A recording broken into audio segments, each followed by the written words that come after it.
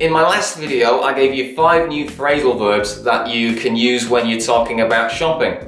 In today's video, we're going to continue on the same theme of shopping, and I'm going to give you another 7 new words that you're going to find useful if you're studying for the Cambridge First, the Advanced, or the IELTS exam. My name's Rob, and I want to help you to become fluent and confident in English. So if you've enjoyed this video, why not hit the subscribe button and give me a like so that other people can find out about me and I can keep bringing you great new videos every week. So let's get started.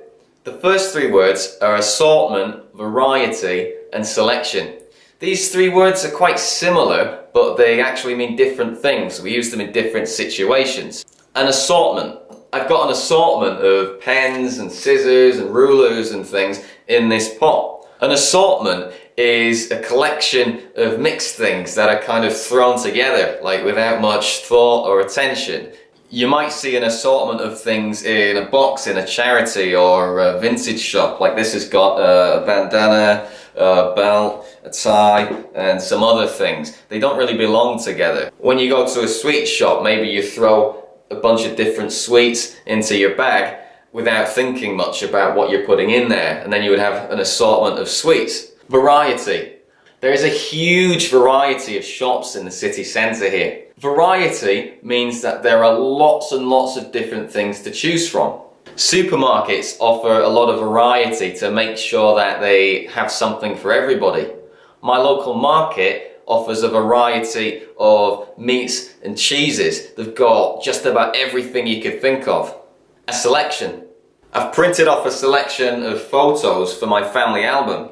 A selection is kind of the opposite of an assortment, because whereas with an assortment we don't really pay much attention to what we're including, with a selection we give a lot of care and attention to the things that we're choosing. Although my local market sells a variety of cheese and meat, I'm not going to buy all of them, it'd be too expensive. I would go and I would make a selection. I would choose very carefully which ones I was going to buy and take home with me. When I buy my lottery ticket back home in England, I don't tick every single number, I make a selection. When you're going on holiday, you probably don't take all of your clothes with you, right? You'd need an enormous suitcase. You take a selection of clothes with you based on what you think the weather's going to be like. You know, you take your nice shirt for when you're going to dinner. You take your shorts in case you're going down to the beach. Browse. When I'm in the city centre, there's this one particular shop that I always love to go in because I like to browse the huge selection of magazines that they have. To browse means to view the things that are on sale without really intending to buy any of them. With magazines, this usually means, you know, picking a few of them up, flicking through them, and then putting them back onto the rack. When I've got nothing to do, I sometimes browse the internet.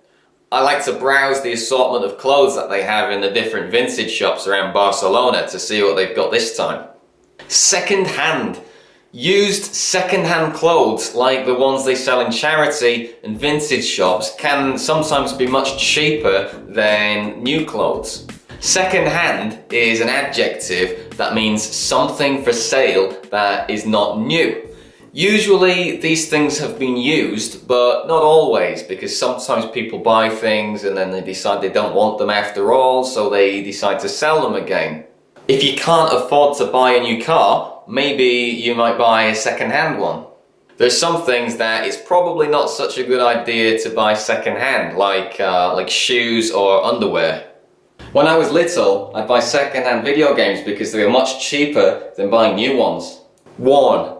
Sometimes I don't want to buy new clothes. I'd rather buy second-hand ones from a vintage or a charity shop because they're a bit worn and they look more interesting. Worn is an adjective that we use to describe clothes that have been used or maybe damaged a little bit by somebody who's been using or wearing them. We can use it to describe clothes and furniture and some other objects too. Vintage clothes are slightly worn. You can tell that they've been, you know, washed a few times and they're not quite as perfect as they used to be, but it makes them look a bit more interesting.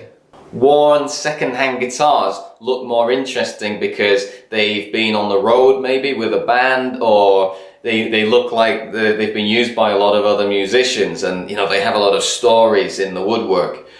Sometimes guitar manufacturers even sell road-worn guitars, which are perhaps new guitars, but they make them look as if they've been on the road with a band. Worn out, or to wear something out.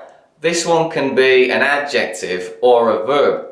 When I was in Madrid, I had a pair of shoes that I liked so much that I wore them every day until they eventually wore out. They got a hole in the bottom and I had to throw them away and get another pair. To wear something out means to use something or wear something so much that you ruin it. You can't use it anymore. You've completely used it up.